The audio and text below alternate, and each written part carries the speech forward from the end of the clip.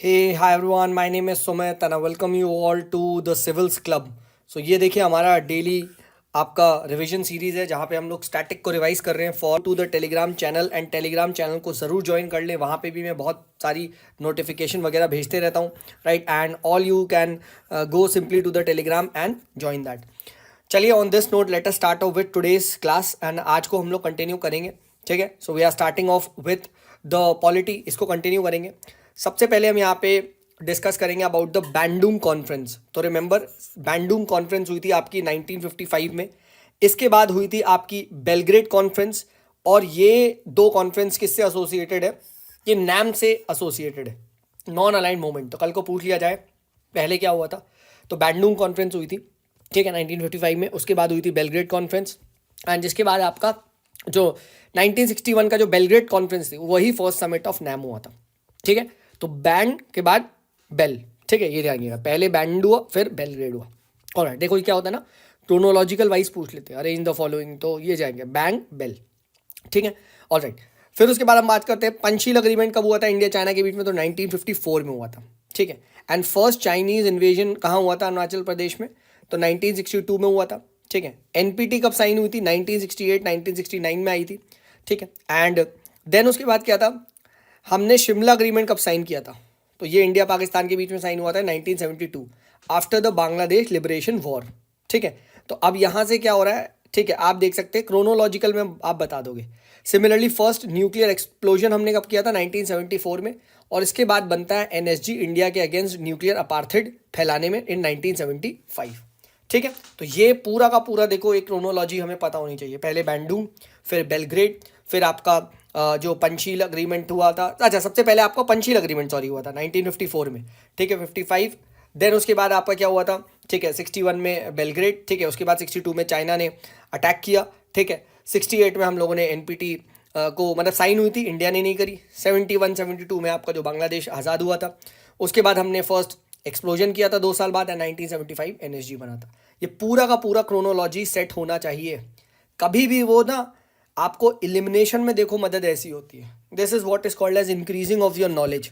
ऐसे ही बढ़ती है भाई नॉलेज, सिंपल है. ठीक है, और कोई रॉकेट साइंस नहीं है. ऑल राइट, फिर बात करते हैं यहाँ पे कम्युनिस्ट पार्टी ऑफ इंडिया के बारे में. तो this was the second largest party, ठीक है, in the first Lok Sabha election. ठीक है, एंड केरला में it was the first non Congress ruled state. ठीक है, 1957 में. ठीक है, रिमेंबर दिस. ठीक है, पूछा जाए कौन सा पहला नॉन कांग्रेस रूल्ड स्टेट था, तो केरला था. ठीक है, सीपीआई पावर में थी. ठीक है, देन फर्स्ट जनरल इलेक्शन कब हुए थे? तो 1951 से 1952 के बीच में हुए थे. प्लीज रिमेंबर 1951 से 1952 के बीच में फर्स्ट जनरल इलेक्शन हुए थे. इंटरनेशनल क्रिमिनल कोर्ट के बारे में बात करें तो क्या जापान इसका मेंबर है? यस.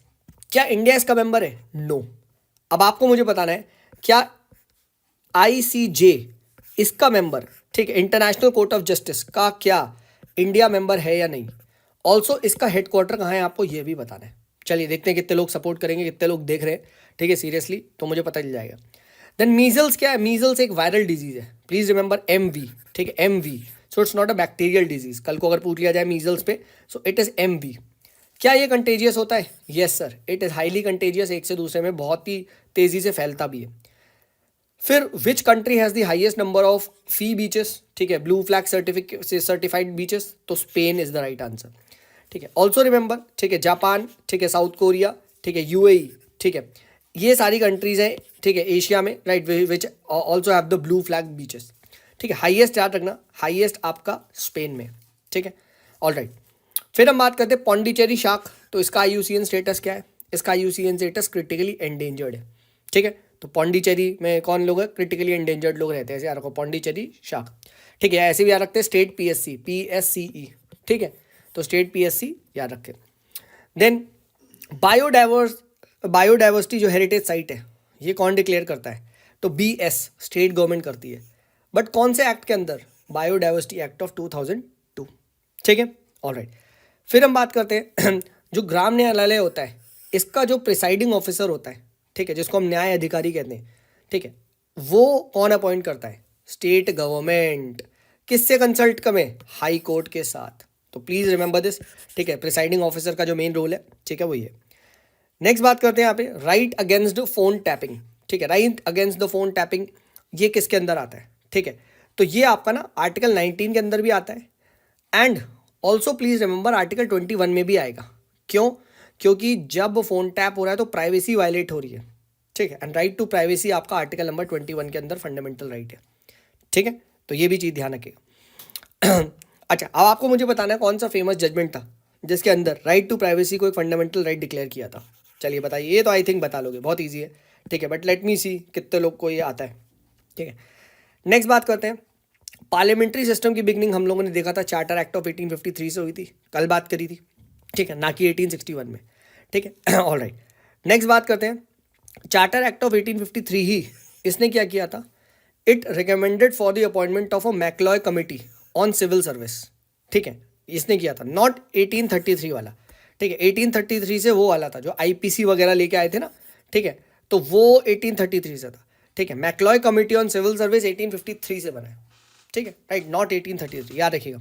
ऑल राइट, देन बात करते हैं मीजो जो अकॉर्ड है, ठीक है, ये कब साइन हुआ था, this was signed in 1986 between हुम, राजीव गांधी जी एंड लाल डेंगा, ठीक है। तो 1986 में हुआ था, याद रखिएगा, ठीक है। आसाम अकॉर्ड कब हुआ था, 1985 में, ठीक है। Merger of Sikkim in India 1975 में, ठीक है। Goa as a state declare कब हुआ था, 1987 में, तो ये ध्यान रखिएगा, क्योंकि देखो ये भी एक पूछा जा चुका है, ठीक है। गोवा एज अ स्टेट, फिर गोवा का मर्जर इन इंडिया, दोनों पे ये एक बार पीवाईक्यू में ना क्रोनोलॉजिकल पूछ चुका है, ठीक है।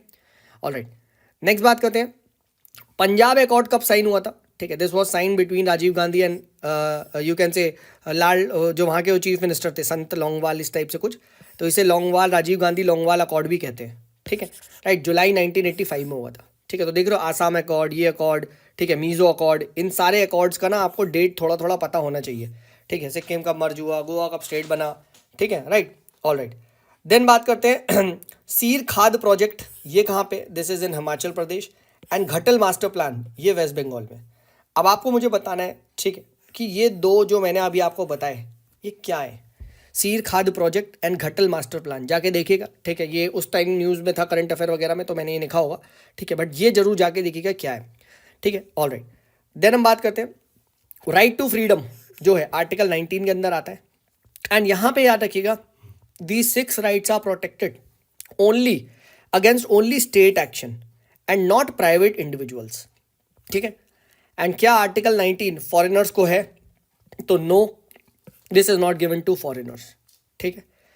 फिर रेजिड्यूरी पावर्स का जो आइडिया है वो हमने कहाँ से लिया है, वो हमने कनाडा से लिया है, ठीक है। रेजिड्यूरी पावर, ठीक है, सेंटर के पास होती है, ठीक है, तो वो हमने आरसी कनाडा से लिया है, ठीक है। देन नेक्स्ट बात करते हैं, ठीक है, केशव नंदा भारती केस में बेसिक स्ट्रक्चर आया था, सबको पता था, कब हुआ था, 1973 में, ठीक है। ऑल राइट, देन हम बात करते हैं that 5th and 6th schedule को अगर अमेंड करना है तो कौन सा हमें मेजॉरिटी चाहिए, ठीक है। That is simple amendment, we do not require any state ratification, ठीक है, राइट। अच्छा, then election of the president, इसके लिए क्या है, इसके लिए स्टेट राइटिफिकेशन को करना पड़ेगा अगर हमें कुछ भी इलेक्शन ऑफ प्रेसिडेंट को मॉडिफाई करना है, क्योंकि यहाँ स्टेट्स के इंटरेस्ट भी हर्ट हो रहे हैं, ठीक है, तो ये ध्यान रखिएगा। Then appointment of state governor by the centre, ये हमने कहाँ से लिया है, कनाडा से। क्यों? क्योंकि दोस्त it is federation with strong centre, जो हमने कनाडा से लिया है। Similarly advisory jurisdiction of supreme court कहाँ से लिया है, ये भी कनाडा से लिया है, समझ लो, तो please remember this. Then Pitt's India Act 1784 का, ठीक है, this was for the first time, ठीक है, it called for the British possessions in India. तो पूछा जाए कौन ने ब्रिटिश पोजीशन की बात कौन से एक्ट से करी गई थी, ठीक है, राइट, पिट्स इंडिया एक्ट से, राइट। एंड यहाँ पे the British government was given the supreme control, ठीक है, जो भी कंपनी के अफेयर्स थे, ठीक है, जितनी भी उसकी एडमिनिस्ट्रेशन थी, ठीक है, इस पे ब्रिटिश गवर्नमेंट का हक था। एंड इसी ने, देखिए याद रखिएगा ना, मैं ऐसे याद रखता हूँ, पीडी डिफ्रेंशिएट किया था। डिफ्रेंशिएट मतलब पॉलिटिकल एंड कमर्शियल फंक्शंस के बीच का क्लियर कट डिफरेंस बना दिया गया था, ठीक है। इसने क्या किया, it created a board of control, ठीक है, फॉर पॉलिटिकल अफेयर। अब भैया बोर्ड ऑफ कंट्रोल जो होगा वो political affairs of the company देखेगा इंडिया में। And court of director, C for court, C for commercial, ठीक, कोर्ट ऑफ डायरेक्टर CDC, ठीक है, court of director commercial affair का देखेगा। And board of control BCP, ठीक है, तो वो पॉलिटिकल अफेयर देखेगा। तो इस तरीके से क्या है, इसने डुअल गवर्नमेंट की स्थापना करी थी। तो पूछा जा सकता है कौन सा एक्ट डुअल गवर्नमेंट वगैरह लेके आया था, तो it was the पिट्स India act of, you can से, ठीक है, 1784, ठीक है। तो ये हमने यहाँ पे डिस्कस कर लिया अबाउट द पिट्स इंडिया एक्ट, ठीक है, राइट। नेक्स्ट आगे बात करते हैं सर्चियोरी के बारे में, ठीक है। तो सर्चियोरी क्या कराता है, इट करेक्ट्स द जजमेंट, ठीक है, सी फॉर सर्चियोरी, सी फॉर करेक्ट, यानी क्या है, जो नीचे की जो कोर्ट्स हैं उनके ऑर्डर को क्या करता है, उसके ऑर्डर को रिवर्स भी मारा जा सकता है, मतलब करेक्ट भी किया जा सकता है। बट प्रोहिबिशन जो रिट है इसमें भी प्रोहिबिट यू, सो स्टॉप, मतलब it is only you can से प्रिवेंटिव इन नेचर, ठीक है। जबकि, ठीक है, जबकि क्या है, सर्चियोरी इज क्यूरेटिव इन नेचर, ये चीज ध्यान रखना, ठीक है, this is very very important, ठीक है। देन दिल्ली एंड चंडीगढ़ याद रखिएगा, इनको क्यों बनाया गया as union territory, for political administrative consideration. Puducherry, Dadra Nagar Haveli, Daman and दियो, इनको कल्चरल डिस्टिंक्शन की वजह से, एंड अंडमान निकोबार लक्षद्वीप, इनको स्ट्रैटेजिक इंपॉर्टेंस की वजह से। प्लीज रिमेंबर दिस, ठीक है, and remember Dadra and Nagar Haveli is in Maharashtra, ठीक है, ये ध्यान रखिएगा। Then in case of conflict between preamble and the specific provision of the constitution, किसकी सुनेंगे हम, स्पेसिफिक प्रोविजन की सुनेंगे, ठीक है, right. And then article number 29 ये हम डिस्कस कर चुके हैं, कंजर्व द कल्चर, ठीक है। अच्छा, एक इंपॉर्टेंट पॉइंट है, सी एस कंजर्व कल्चर, मतलब एस, यानी ये स्कूल वाला भी जो है, यानी इसका जो बी सब क्लॉज है ना, वो कहता है कि no denial of admission to education institution funded by the state. तो स्टेट और स्कूल वाला कौन सा है, वो आपका 29 है, रिमेंबर दैट। 30 में क्या है, माइनॉरिटी को अपना खुद एडमिनिस्टर करना अलाउड है, बट जो स्टेट रन वो है स्कूल्स, उसमें एडमिशन कोई रोक नहीं सकते, ठीक है। तो वो कौन डिसाइड करेगा, कौन सा आर्टिकल 29। सो रिमेंबर दैट 30 भी स्कूल का है, 29 भी स्कूल का है, बट 29 में स्टेट फंडेड स्कूल्स में आपको एडमिशन मिल के ही रहेगा, ठीक है। एंड इसीलिए जो 29 राइट है, ठीक है, it is right to both religious as well as linguistic minorities as well as majority, but जो 30 वाला राइट है वो एक्सक्लूसिवली टू द माइनॉरिटीज है, ठीक है। तो ये ध्यान रखिएगा। कल मैंने जो आपके साथ डिस्कस किया था कि right of freedom of speech and expression, वो क्या सिर्फ स्टेट के अगेंस्ट है या प्राइवेट प्लेयर, तो रिमेंबर अभी तक तो वो केवल अगेंस्ट द स्टेट था, it was not against the you can से private player. But now supreme court ने देखिए अभी जनवरी 2023 में 5 जनवरी को ये जजमेंट दिया है दैट द आर्टिकल 19 का जो एम्बिट है that is not just state, even the private citizens. So please remember that, ठीक है, प्राइवेट सिटीजन्स के अगेंस्ट भी अब आर्टिकल 19 अवेलेबल है, ठीक है। So it can not be curbed, ठीक है, please remember this, even by the private players as well. चलिए देन आगे का स्टार्ट करते हैं हम। तो नेक्स्ट हम यहाँ बात करेंगे that valuing the rich, valuing and preserving the rich heritage of the country, what's this. So this is a fundamental duty, this is a fundamental duty and not you can say fundamental right और DPSP, ठीक है। This is the fundamental duty that we should value the rich heritage of the country. Next बात करते हैं यहाँ पे article 27 के बारे में। तो ये हमने पहले भी पढ़ा है that freedom from taxation in the name of promotion of religion, ठीक है। तो ये ध्यान रखना, और ये right to freedom of religion के अंदर आता है। फिर जो मैंने आपको कल बताया था दैट ये देखिए that article 19 right to freedom क्या is not against the private player, अब ये गलत है, अब दिस इज राइट स्टेटमेंट, ठीक है, this is a right statement. Why, because अभी सुप्रीम कोर्ट का ये जजमेंट आ गया है, ठीक है। तो प्लीज़ रिमेंबर दिस, ठीक है, राइट। तो प्लीज़ ये आपको पता होना चाहिए। अच्छा, एक और, व्हाट इफ़ योर, जब हम ये कहते हैं दैट कि सर हमारा जो ये राइट है वो प्राइवेट प्लेयर्स के अगेंस्ट नहीं है, तो क्या प्राइवेट प्लेयर इंडिविजुअल के इस राइट को यू कैन से मार सकता है एंड इंडिविजुअल कुछ ना करे, ठीक है, ऐसा नहीं है। देखो, कोई भी आपका राइट को रोकेगा तो आप डायरेक्टली सुप्रीम कोर्ट नहीं जा सकते, this is what fundamental rights है। उसके लिए आपके पास लीगल रेमेडी है, ठीक है। कोई भी आपको बोलने से रोकेगा, ठीक है, लेट अस से यहाँ पे प्राइवेट प्लेयर, तो अभी तक सिर्फ लीगल रेमेडी थी, बट नाउ सिंस ये वाली लीगल रेमेडी, ठीक है, अब हट चुकी है ना, अब आप सीधे सुप्रीम कोर्ट जा सकते हो। This is what do you mean, ठीक है। So person can't directly go to the supreme court, however he can go to the high court, ठीक है, बट अगर स्टेट ने वायलेट कर दिया तो डायरेक्टली सुप्रीम कोर्ट भी जा सकते हैं। बट अभी मैंने आपको बताया कि ये आपका प्राइवेट प्लेयर के लिए भी है, तो अब क्या है, अब अगर इवन प्राइवेट प्लेयर ने वायलेट कर दिया ना, go to the supreme court directly, ठीक है, तो ये ध्यान रखिएगा. So whenever a right is you can say against the state, ठीक है, फंडामेंटल राइट, तो आप सीधे ना सुप्रीम कोर्ट जा सकते हैं. ठीक है, ऑल राइट. देन ये हमने बात करी थी डीपीएसपी प्लस फंडामेंटल राइट क्या है. This is also called as the conscience of the constitution. ठीक है, please remember this. And Granville Austin ने कोऑपरेटिव फेडरलिज्म बोला था, ये तो हमने पढ़ ही लिया था. ठीक है, अच्छा, which of the article talks about the prohibition of alcohol drugs, तो आर्टिकल नंबर 47. ठीक है, देन IR कोहेलो केस क्या था. This was a very famous case, you all know this. ठीक है, इसमें ये रूल किया गया था कि 9th शेड्यूल के जो लॉज है, ठीक है, now they are open to judicial review as well. ठीक है, एंड आपको मुझे बताना है कि 9th शेड्यूल जो आया था कौन सी प्राइम मिनिस्टर के रेन में आया था. ठीक है, प्लीज़ रिमेंबर दिस. ठीक है, आपको मुझे बताना है, ये भी एक PYQ है.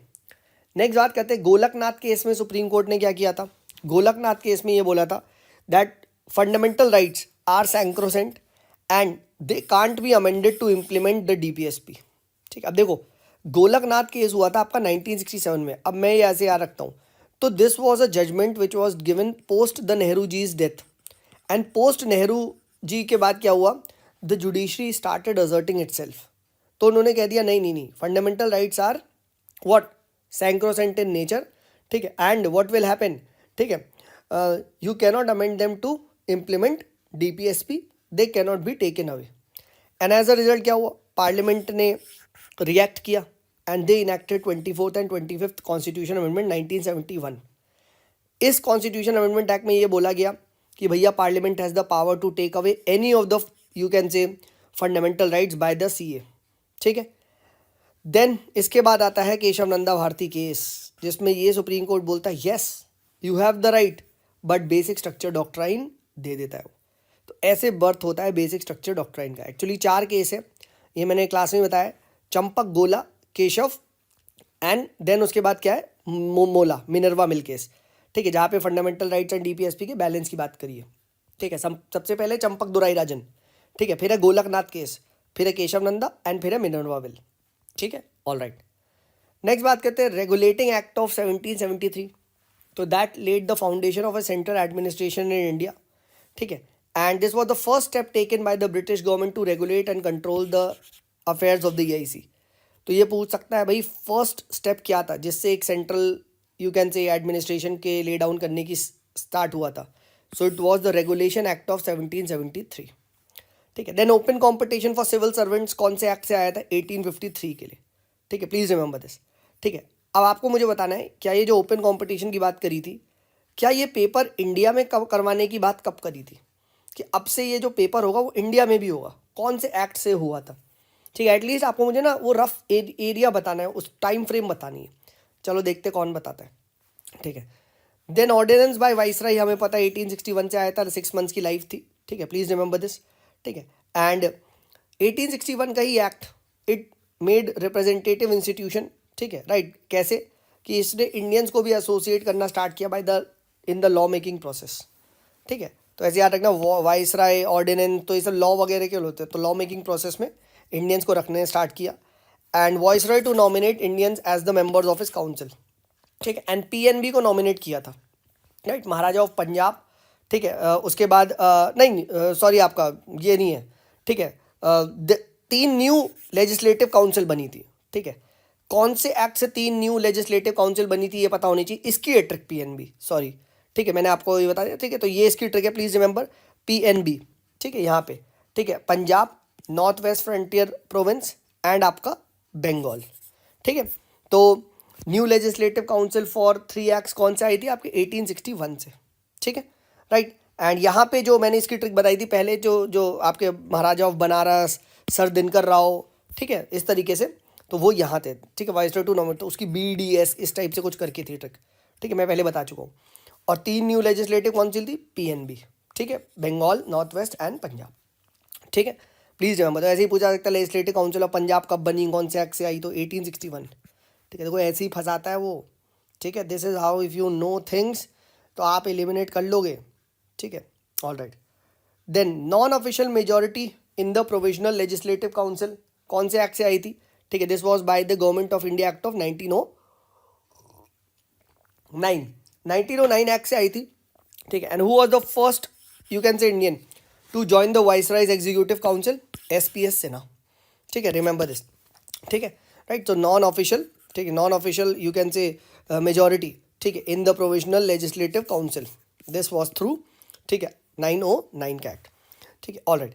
देन प्रोविजनल कॉन्स्टिट्यूशनल कमेटी जो हमारे कॉन्स्टिट्यूएंट असेंबली की थी, उसके अध्यक्ष क्या थे? तो P for provision, P for Patel, यानी सरदार पटेल थे।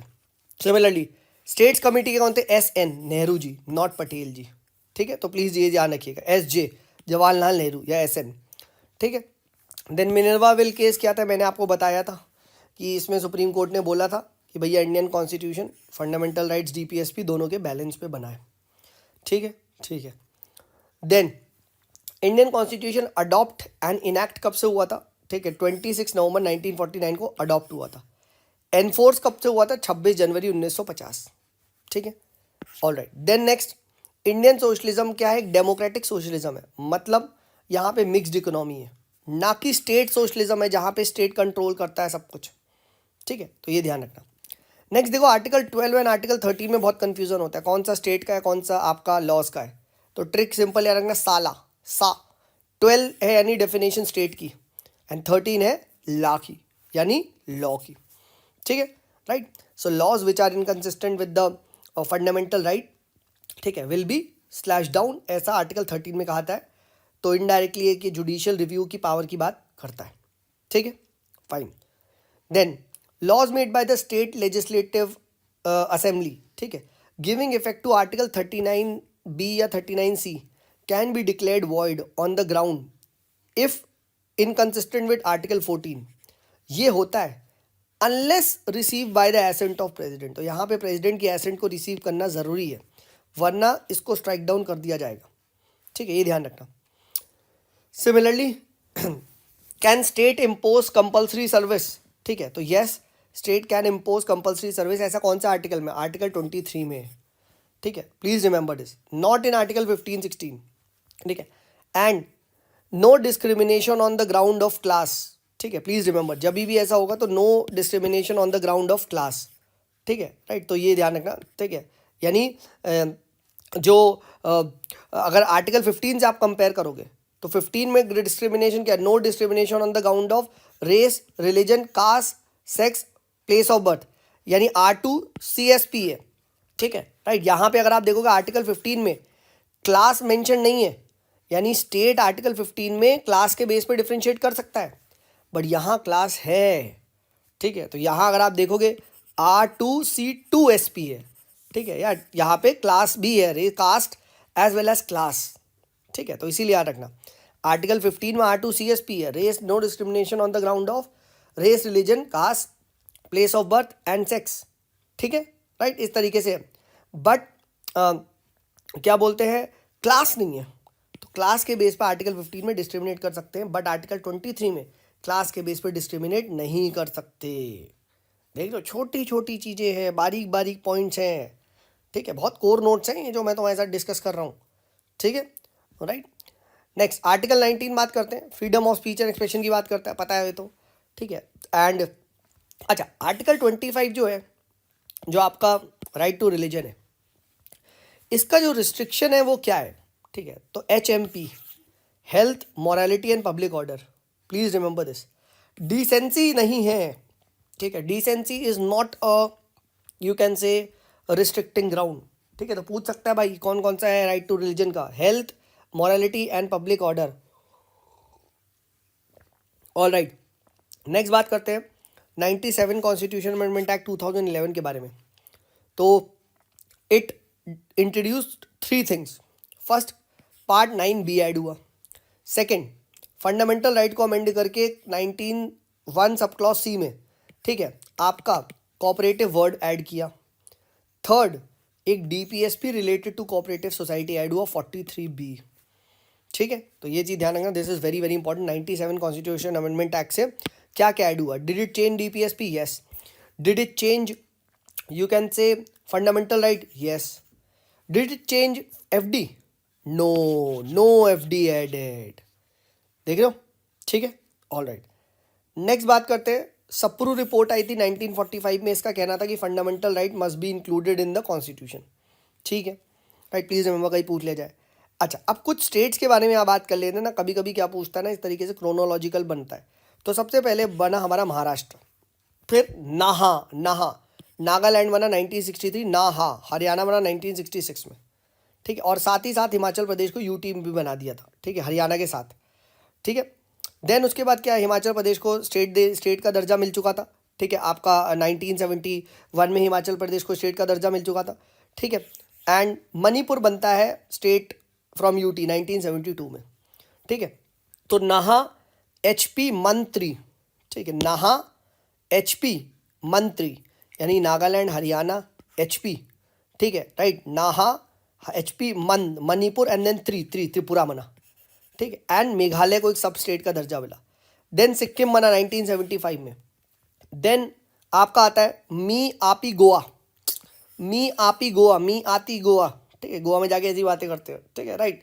तो मिजोरम, ठीक, आपी अरुणाचल प्रदेश एंड गोवा, ये कब स्टेट बने, 1987 में एक साथ, ठीक है। तो इस तरीके से अगर आपने ये रेडी रखेंगे कि हाँ भाई पहले बना नाहा, ठीक है, नाहा एचपी, फिर आपने कर दिया मंत्री, ठीक है, इस तरीके से आपको याद है, ठीक है। तो नाहा में आप कर दो, हाँ सर पहले नागालैंड बना, फिर हरियाणा बना, फिर आपका हिमाचल प्रदेश बना, फिर आपका यहाँ पे मणिपुर बना, फिर आपका त्रिपुरा बना, ठीक है। देखो तो ये सब पहले बन चुके हैं, ठीक है, नागालैंड हरियाणा, ठीक है, आपका इस तरीके से बन चुके हैं।